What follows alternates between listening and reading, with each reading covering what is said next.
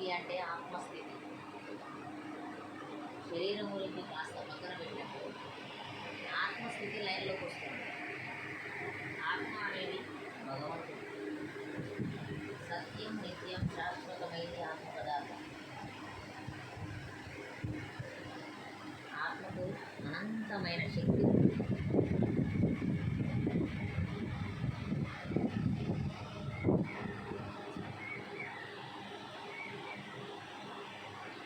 కనపడని వేళ్లకు నీళ్లు పోసినప్పుడే కనపడే చెట్టు మనకు అన్నీ ఇస్తుంది, చెట్టు బాగుంటుంది. కనపడని ఆత్మ కోసం కాసేపు ధ్యానం చేస్తే కనపడే శరీరానికి ఏం కావాలో అన్నీ చూసుకుంటాడా భగవంతుడు. చక్కటి ఆరోగ్యం వస్తుంది శరీరానికి, బ్లడ్ సర్క్యులేషన్ బాగా జరుగుతుంది. లంకణం పరమౌషధం, ధ్యానం దివ్య ఔషధం.